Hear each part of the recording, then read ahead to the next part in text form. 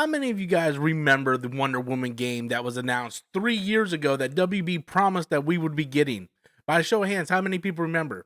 Yeah, because it was so long ago. Hey, everybody, welcome back to the channel. And today I want to talk about the Wonder Woman game that is probably never going to be coming out.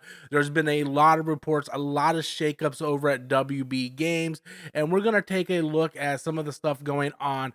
Now, apparently, Monolith is having problems with the Wonder Woman game. This was announced back in 2021, everybody. Back in 2021, and the game still is nowhere near ready to come out. It's not ready to come out at all. And Monolith is saying that the game is in trouble. Meanwhile, with the absolute train wreck of Suicide Squad Kills the Justice League, now Rocksteady is actually getting ready to develop a new Batman game, a single player Batman game. This is something that is being reported as well. If we look over on Twitter, it says Rocksteady is reportedly working on a new Batman game after the flop of Suicide Squad Kills the Justice League. It's almost as if they should have done that to begin with. Now, a lot of people don't really understand or realize that it wasn't really Rocksteady that wanted to do that live service Suicide Squad game. That was all WB Games. You look at some of the decisions that they have been making lately, and it's just been kind of like all over the place, where they were just trying to do different things, whether it be multiverses, Suicide Squad Killed the Justice League. Everybody's trying to chase that live service rabbit. Everybody's trying to chase that bag because they see Fortnite doing so well.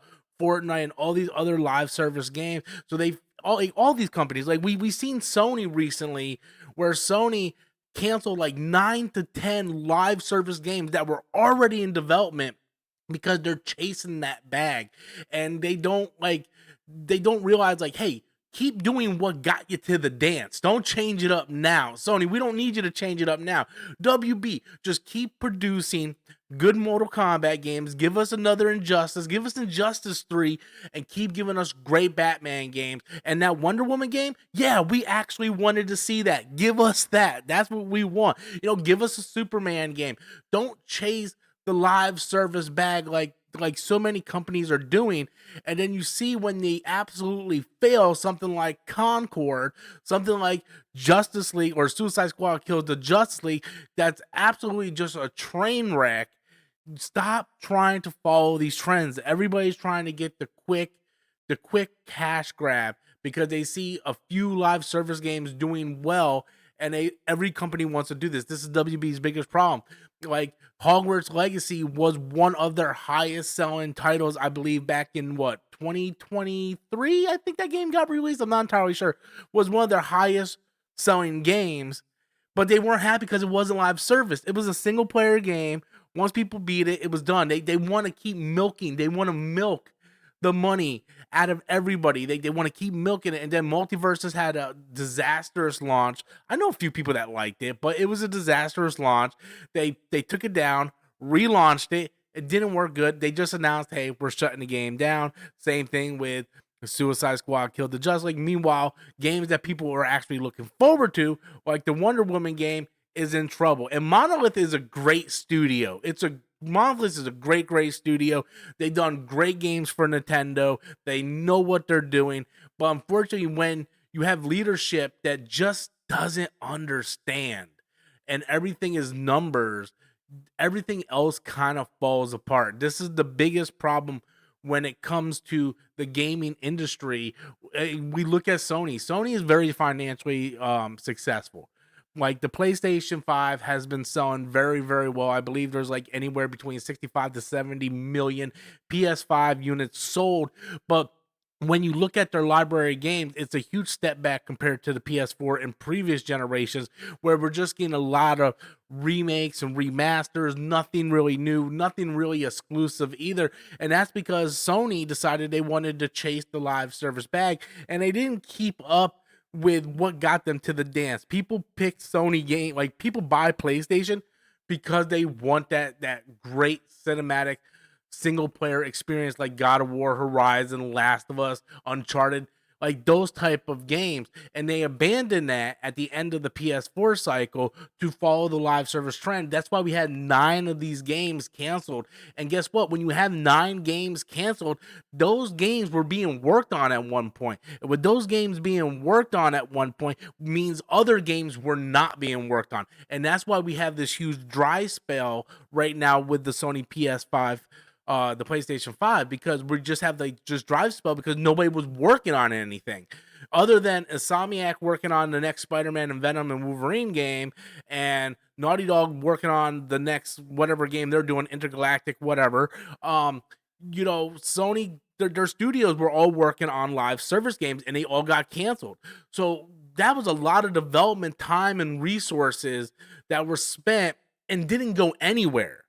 And that's the problem. And WB kind of fell into the same thing when it came to the Suicide Squad Kills the Justice League. They spent a lot of time.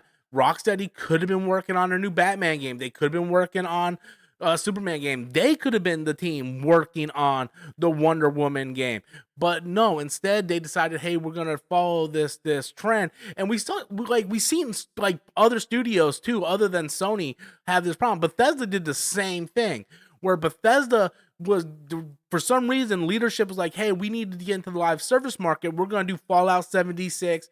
And there was like another Wolfenstein game that was doing the same thing. And people were like, no, this is not what we want. And then we saw like the failure of Redfall. And then finally, Bethesda got the ship turned around. Like, we're going to do what we always done that our fan base loves. And that's big RPG cinematic games. Like, okay, we're going to go back to doing those type of games because the Fallout 76 and stuff is not working. You can't just change up your whole identity to chase a trend that might not work. And these games take so long to develop. So what was popular 4 or 5 years ago, you're spending 4 or 5 years developing. By the time it comes out, it's not popular anymore. We saw the problem with Concord. Like, people did not care. The reason why Marvel Rivals is so successful is because Marvel Rivals has the Marvel IP. Yes, it's a hero shooter like Concord, like Overwatch, like a bunch of other games, but it has the Marvel IP. People want to play as their Marvel characters. The art style looks phenomenal. The gameplay is phenomenal. People want to play that game. Where you look at Concord, you have like these very ugly, like DEI characters that nobody wants to play as. No one cared about the characters. It was a game that you had to pay $40 for. Same thing with Suicide Squad Kills the Justice League. I bought this game on December for Christmas. It was $3 on the Steam store. And I played it for like an hour and I was like, no, this game is absolutely awful. People don't want to pay for these live service games. The reason why Helldivers was so successful because Helldivers is really a unicorn, and Sony tried everything in their power to sabotage that game. Helldivers came out and it was successful because it was a unique type of game. It was fun. It didn't take things serious. Yes, it was $40, but it was also on Steam and people enjoyed it. And then Sony tried to sabotage that by adding PlayStation Network and you have to have PlayStation Network signed in order to play the game. So even Sony's trying to sabotage themselves. But the biggest problem here and the takeaway from this whole video is that, yes, the Wonder Woman game, I believe, is probably going to be canceled. I truly believe that the Wonder Woman game is going to be canceled. They're saying it's in trouble right now, but I believe it's going to be canceled because it's been going on 4 years now. We haven't heard anything from the game, and I think WB realized, like, hey, we got to stop spending our resources and get things back on track. I believe that they're going to focus on the next Batman game with Rocksteady. Monolith might end up going to do something different, probably work on like the next Xenoblade Chronicles or something in that nature, and just kind of abandon the Wonder Woman game in general, because we haven't heard nothing from this game in like 3 years, going on 4 years, and it just looks like this game is not gonna happen. This is what happens when you try to follow a trend, and gamers will tell you, like, we do not want this crap, we do not want this stuff. Unfortunately, it's bad that WB Games is in such a mess that games like Wonder Woman that we were actually excited for has to suffer. But that's sort of what happens. But hopefully these gaming companies start to get like in their head, like, hey, people don't want this. let's give these people, our consumers, what they want. So anyway, guys, that's my thoughts on it. I want to know what you guys think. Please do me a favor, smash that like and subscribe button. Hit the like button, and because it helps with the algorithm. And I will catch you guys all next time. Thank you guys so much for watching.